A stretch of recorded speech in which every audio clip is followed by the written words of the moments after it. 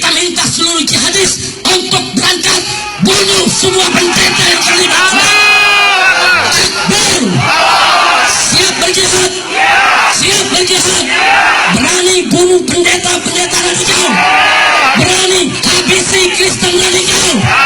Takbir! Sallu ala Nabi. Salam damai sejahtera dalam Yesus Kristus untuk kita semua. Kita sudah mendengar dari video barusan bahwa mereka sudah siap untuk menganiaya, bahkan untuk membunuh kita. Oleh karena itu, melalui video ini, saya mau mengajak saudara-saudara semua di dalam Yesus Kristus, terutama untuk Kristen radikal yang disebutkan, yang siap dibunuh itu, untuk menanggapi peristiwa ini sesuai dengan apa yang telah Yesus ajarkan kepada kita.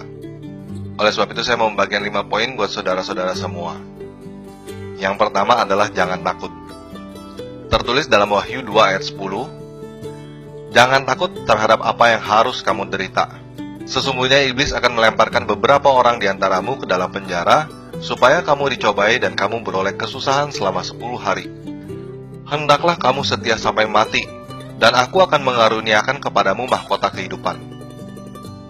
Dan juga tertulis dalam Matius 10 ayat 28, dan janganlah kamu takut kepada mereka yang dapat membunuh tubuh, tetapi yang tidak berkuasa membunuh jiwa. Takutlah terutama kepada Dia yang berkuasa membinasakan baik jiwa maupun tubuh di dalam neraka. Yang kedua ingin saya bagikan adalah jangan kecewa. Yesus telah mengatakan dalam Yohanes 16 ayat 1-4a, semua ini kukatakan kepadamu, supaya kamu jangan kecewa dan menolak aku. Kamu akan dikucilkan, bahkan akan datang saatnya bahwa setiap orang yang membunuh kamu akan menyangka bahwa ia berbuat bakti kepada Allah.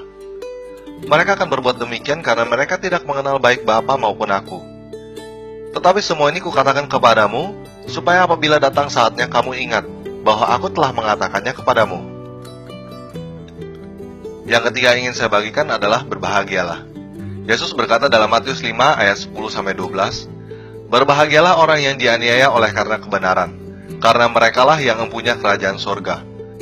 Berbahagialah kamu jika karena aku kamu dicela dan dianiaya, dan kepadamu difitnahkan segala yang jahat. Bersukacita dan bergembiralah, sebab upahmu besar di sorga. Sebab demikian juga telah dianiaya nabi-nabi yang sebelum kamu. Poin keempat adalah saya mau ngajak saudara-saudara semua untuk berdoa bagi mereka yang menganiaya kita. Yesus berkata dalam Matius 5 ayat 44-45, tetapi aku berkata kepadamu, kasihilah musuhmu, dan berdoalah bagi mereka yang menganiaya kamu. Karena dengan demikian kamu menjadi anak-anak Bapamu yang di surga, yang menerbitkan matahari bagi orang yang jahat dan orang yang baik, dan menurunkan hujan bagi orang yang benar dan orang yang tidak benar. Dan juga tertulis dalam Lukas 6 ayat 27-28, tetapi kamu yang mendengarkan aku berkata, kasihilah musuhmu, berbuatlah baik kepada orang yang membenci kamu. Mintalah berkat bagi orang yang mengutuk kamu, berdoalah bagi orang yang mencaci kamu. Poin kelima adalah saya mau membangkitkan semangat saudara-saudara semua untuk dapat bertahan sampai akhir. Yesus berkata dalam Matius 10 ayat 22-23, dan kamu akan dibenci semua orang oleh karena namaku, tetapi orang yang bertahan sampai pada kesudahannya akan selamat. Apabila mereka menganiaya kamu dalam kota yang satu, larilah ke kota yang lain.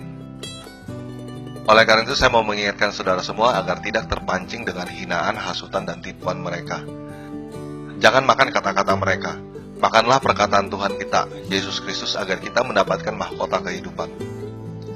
Tertulis dalam Yakobus 1 ayat 12, berbahagialah orang yang bertahan dalam pencobaan, sebab apabila ia sudah tahan uji, ia akan menerima mahkota kehidupan yang dijanjikan Allah kepada barang siapa yang mengasihi Dia.